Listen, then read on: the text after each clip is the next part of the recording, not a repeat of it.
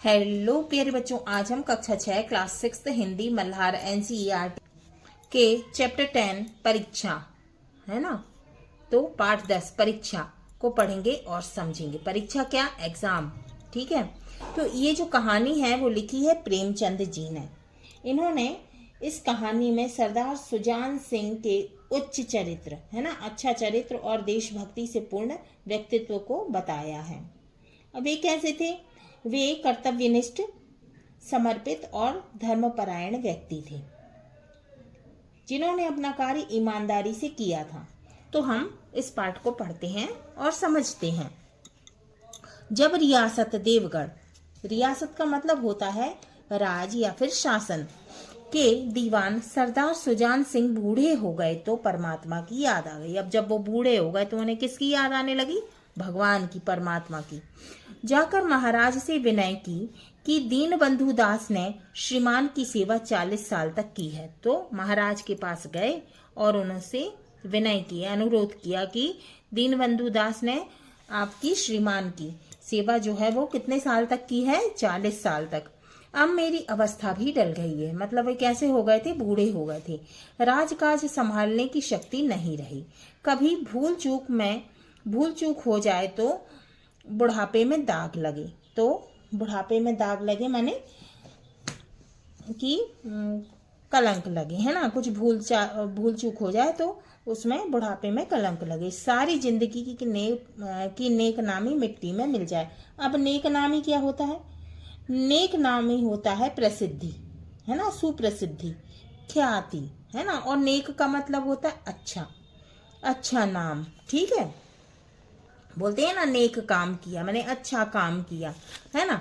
अब राजा साहब अपने अनुभवशील, नीति कुशल दीवान का बड़ा आदर करते थे। अब कैसे थे? अनुभवशील थे, है ना, बहुत ज्यादा उनको एक्सपीरियंस था हर काम का। तो इस कारण राजा साहब उनसे क्या करते थे? उनका बहुत आदर करते थे। उनको बहुत समझाया, किसने? राजा साहब ने। लेकिन जब दीवान साहब ने ना माना तो हार कर उनकी प्रार्थना स्वीकार कर ली। माने जब उनने नहीं माना तो राजा साहब ने उनकी प्रार्थना को स्वीकार कर लिया, मान लिया। पर शर्त यह लगा दी। अब देखते हैं भाई क्या शर्त लगाई कि रियासत के लिए नया दीवान आपको ही खोजना पड़ेगा। अब उनके ऊपर काम सौंप दिया कि आपको ही दीवान खोजना है, ढूंढना है। अब ये चित्र में दिख रहे हैं ना आपको, ये महाराजा दिख रहे हैं और ये कौन दिख रहे हैं? सरदार सुजान सिंह। ठीक है।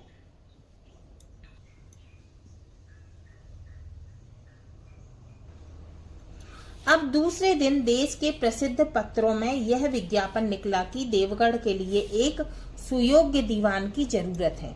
अब दूसरे दिन क्या हुआ? देश के प्रसिद्ध पत्रों में विज्ञापन मतलब जो है एडवर्टाइजिंग कर दी गई, है ना, कि देवगढ़ के लिए एक सुयोग्य माने अच्छा, योग्य दीवान की जरूरत है, आवश्यकता है।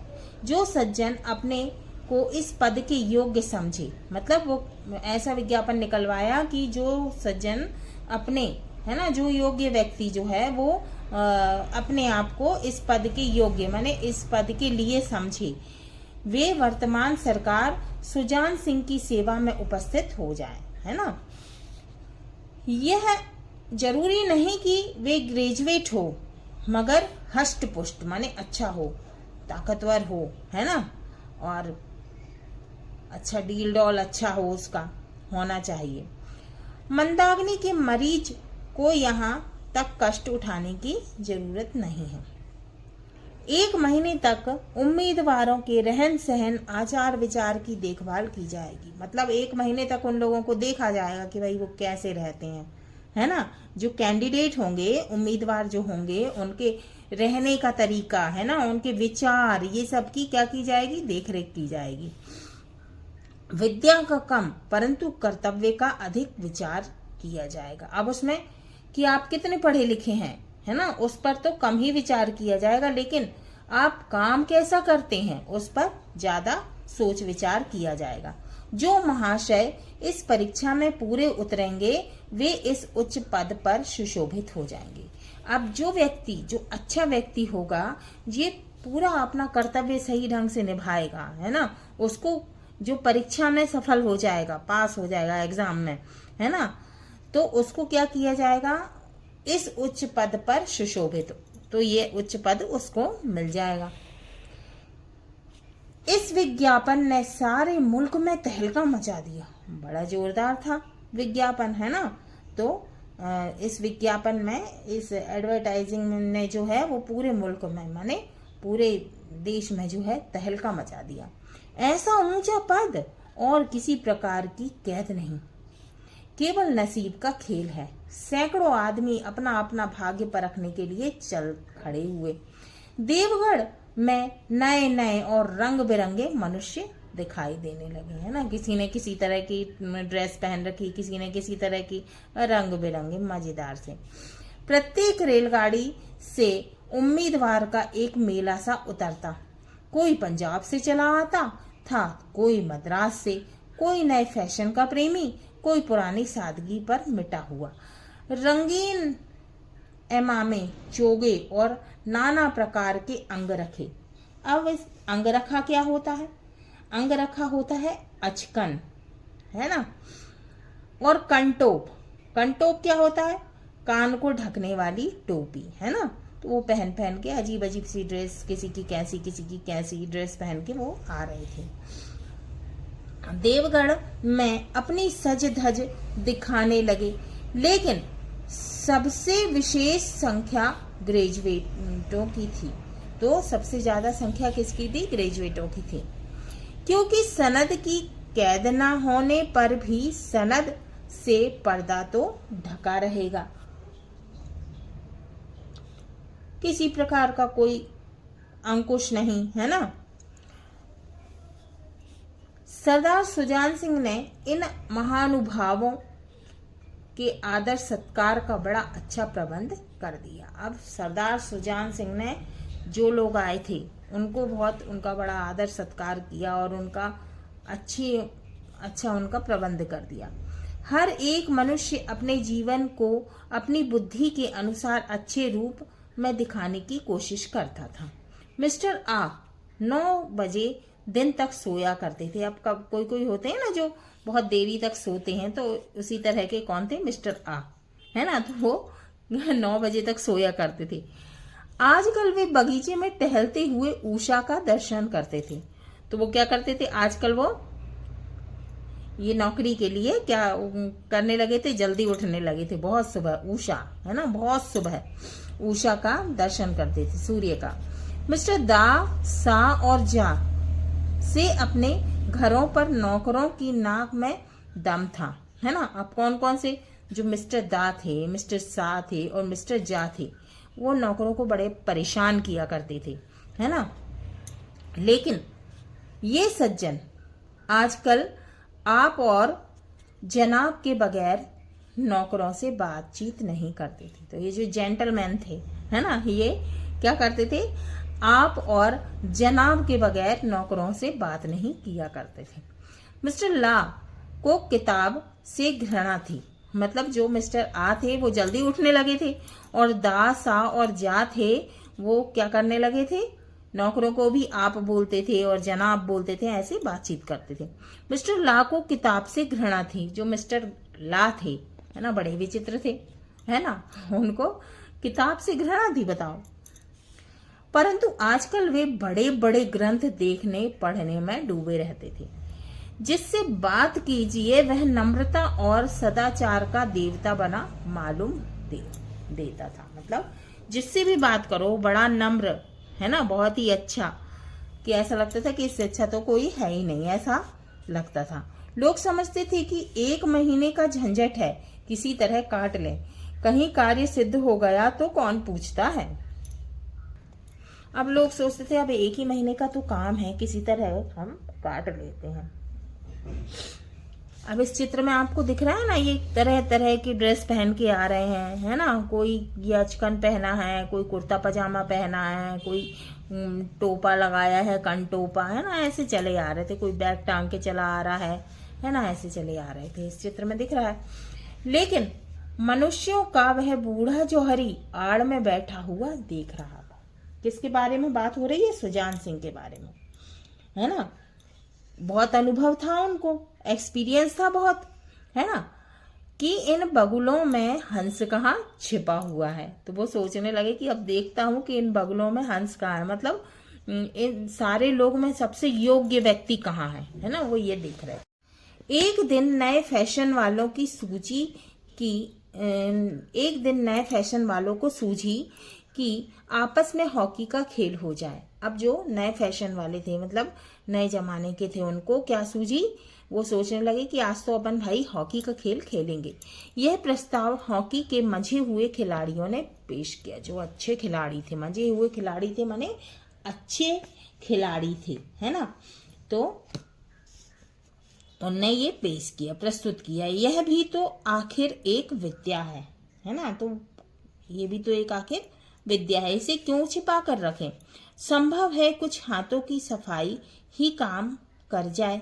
चलिए, तय हो गया, फील्ड बन गई, खेल शुरू हो गया। गेंद किसी दफ्तर के अप्रेंटिस की तरह ठोकरें खाने लगी। अब इधर से उधर होने लगी गेंद। अब रियासत देवगढ़ में यह खेल बिल्कुल निराली बात थी, है ना, अजीब सा खेल था। पढ़े लिखे भले मानुस लोग शतरंज और ताश जैसे गंभीर खेलते थे। अब वहां देवगढ़ में कौन कौन से खेल खेला करते थे, जो पढ़े लिखे भले मानुस माने अच्छे इंसान थे, वो लोग कौन कौन से खेल खेला करते थे, शतरंज और ताश जैसे चेस खेला करते थे और ताश खेला करते थे। दौड़ कूद के खेल बच्चों के खेल समझे जाते थे, है ना, तो ये दौड़ और लगाने का जो खेल होता था वो क्या समझा जाता था, बच्चों का खेल समझा जाता था। अब इसमें जौहरी का अर्थ क्या है। जौहरी का मतलब होता है बहुमूल्य रत्न परखने वाले, है ना, बेचने वाले व्यापारी, ठीक है। तो यहाँ पर जो है जौहरी का मतलब क्या है, एक्सपीरियंस है जिसको, है ना, सरदार सुजान सिंह के बारे में।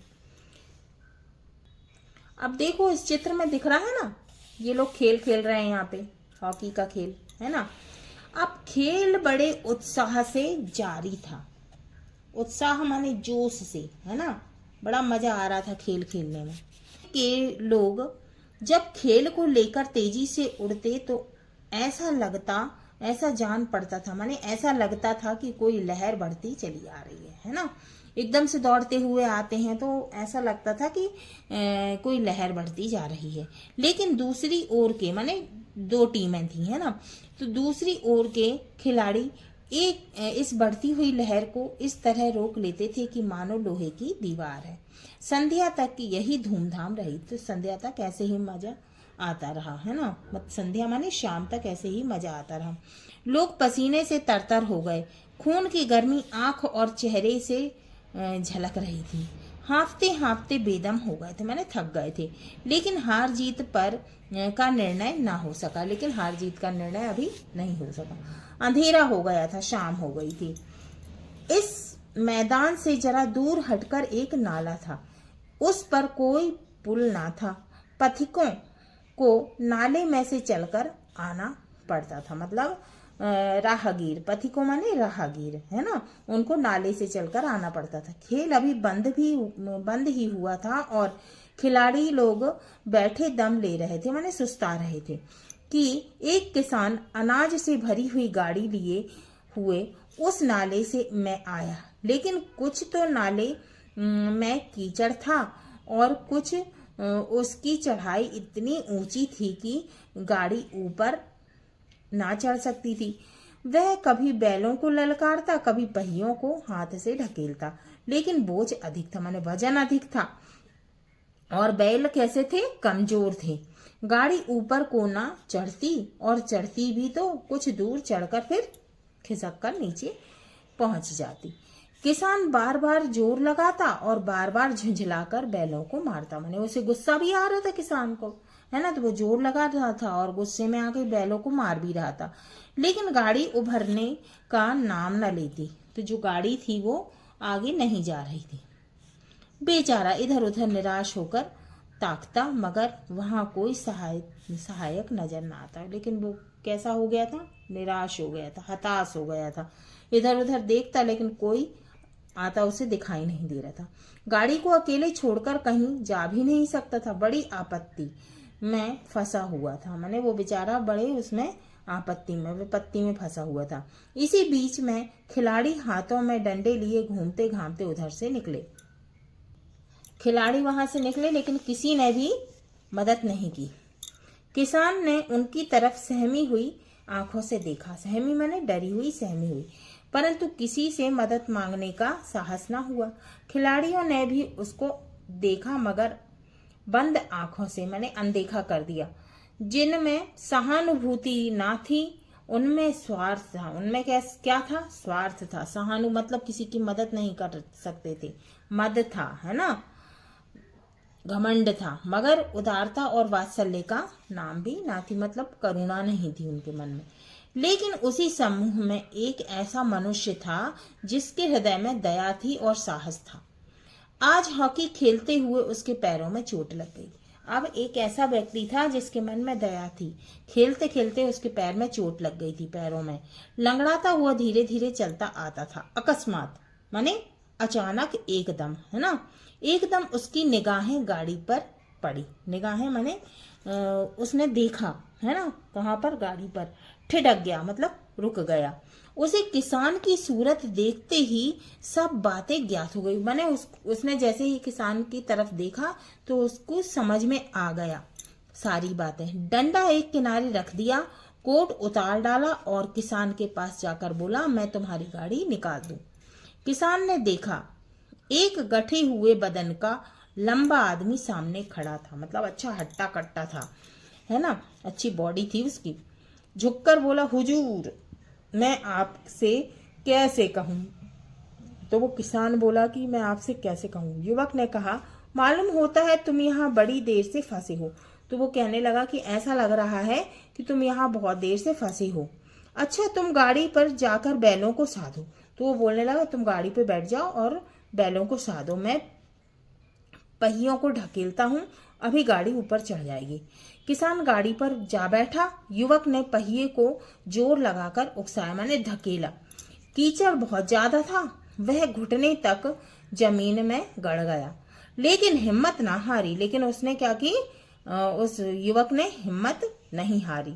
उसने फिर जोर किया और जोर लगाया। उधर किसान ने बैलों को ललकारा, बैलों को सहारा मिला। अब जब पीछे से धक्का दिया उसने गाड़ी में तो थोड़ा सहारा मिला बैलों को, हिम्मत बंध गई।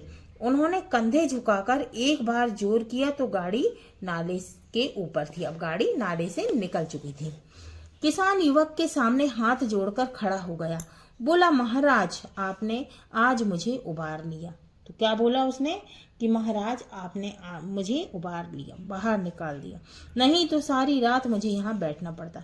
युवक ने हंसकर कहा, आप मुझे कुछ इनाम देते हो? अब युवक हंसने लगा और बोलने लगा, अब मुझे कुछ इनाम दोगे? किसान ने गंभीर भाव से कहा, नारायण चाहेंगे तो दीवानी आपको ही मिलेगी।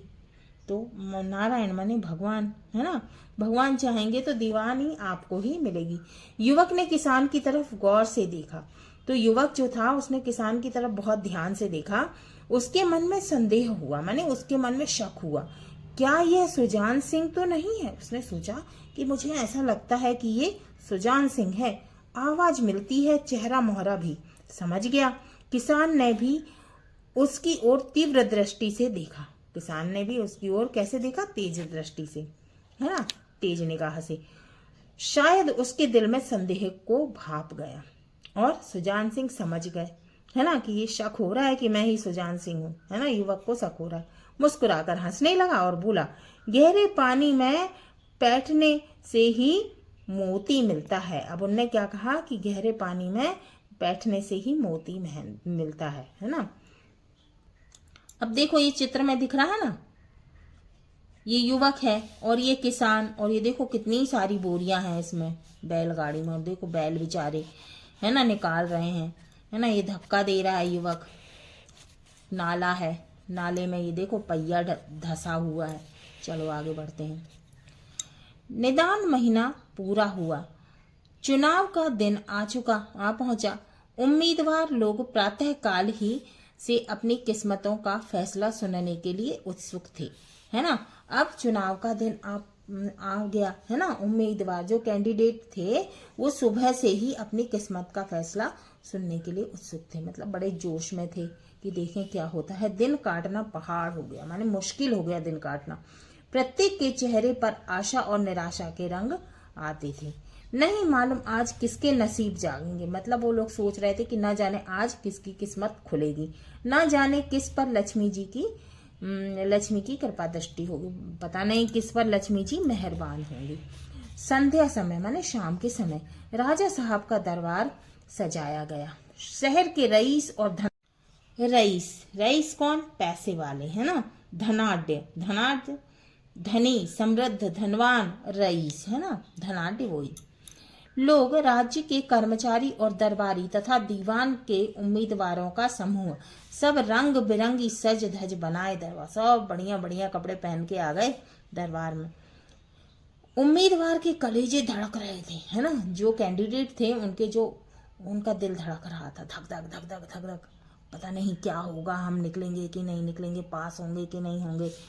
जब सरदार सुजान सिंह ने खड़े होकर कहा, मेरे दीवानी के उम्मीदवार महाशयों, मैंने आप लोगों को जो कष्ट दिया है उसके लिए मुझे क्षमा कीजिए। तो वो कहने लगे कि मेरे दीवानी के कैंडिडेट महाशय, जेंटलमैन, मैंने आप लोगों को जो कष्ट दिया है ना, उसके लिए मुझे क्षमा कीजिए, मुझे माफ कीजिए। इस पद के लिए ऐसे पुरुष की आवश्यकता थी, माने वो कहने लगा इस पद के लिए ऐसे पुरुष की जरूरत थी जिसके हृदय में दया हो, है ना, और साथ साथ आत्मबल हो। आत्मबल क्या होता है, आत्मा या मन का बल, है ना। आत्मा माने स्वयं, है ना, आत्मा का बल माने शक्ति, है ना, माने आत्मा की शक्ति या मन का बल, है ना, मन की शक्ति। हृदय वह जो उदार हो, माने जो करुणावान हो, जिसके पास दया हो।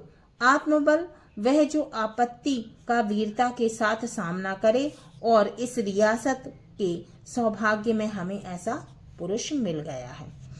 ऐसे गुण वाले संसार में कम हैं, और जो हैं वे कीर्ति और मान के शिखर पर बैठे हुए हैं।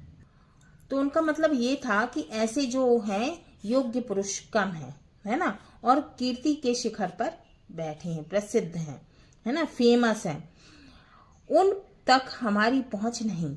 मैं रियासत के पंडित जानकी नाथ सा को दीवानी पाने पर बधाई देता हूँ। किसको मिल गया था, रियासत के पंडित जानकी नाथ को, है ना, सा को दीवानी पाने पर बधाई देता हूँ, मतलब चुन लिए गए थे। कौन, पंडित जानकी नाथ।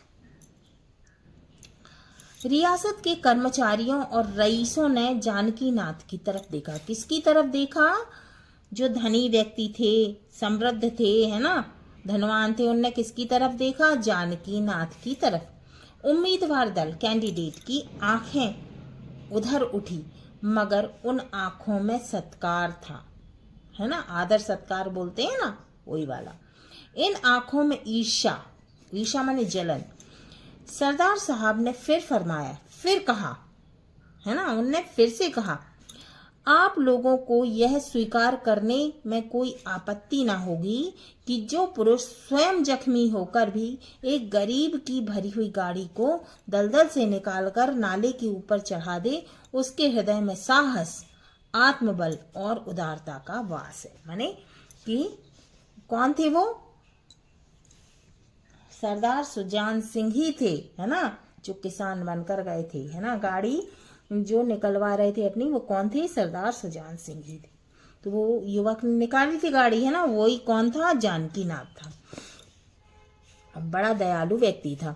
ऐसा आदमी गरीब को भी ना सताएगा। तो वो कहने लगे कि ऐसा जो व्यक्ति है वो गरीब को भी परेशान नहीं करेगा, उसका संकल्प दृढ़ है, जो उसके चित्त माने मन को, है ना, उसके मन को स्थिर रखेगा, है ना, वह चाहे धोखा खा जाए परंतु दया और धर्म से कभी ना हटेगा। तो ये कहानी किसने लिखी है, प्रेमचंद जी ने। अब हम पढ़ते हैं लेखक से परिचय। अब ये है प्रेमचंद जी, समय है 1880 से 1936 तक, ठीक है। लेखक से परिचय, हिंदी के एक महान लेखक और कथा सम्राट के नाम से प्रसिद्ध, है ना। तो जो प्रेमचंद हैं वो किसके नाम से प्रसिद्ध थे? कथा सम्राट के नाम से प्रसिद्ध। प्रेमचंद का वास्तविक नाम क्या था? उनका वास्तविक नाम धनपत राय है ना। उनका वास्तविक नाम क्या था? धनपत राय था। उन्होंने समाज सुधार और राष्ट्रीय भावना से ओतप्रोत कई कहानियां और उपन्यास लिखे थे, है ना। देशभक्ति से भी संबंधित उनकी अनेक कहानियां जैसे ईदगाह, बड़े भाई साहब, गुल्ली डंडा, दो बैलों की कथा आदि बड़ों और बच्चों के बीच बहुत पढ़ी और सराही गई है, माने लोगों को बहुत ही अच्छी लगी। हाँ तो बच्चों, ये हमारा पाठ 10 परीक्षा पूरा हुआ। अगले वीडियो में हम इसके प्रश्नों के उत्तर को सॉल्व करेंगे, क्वेश्चन आंसर सॉल्व करेंगे।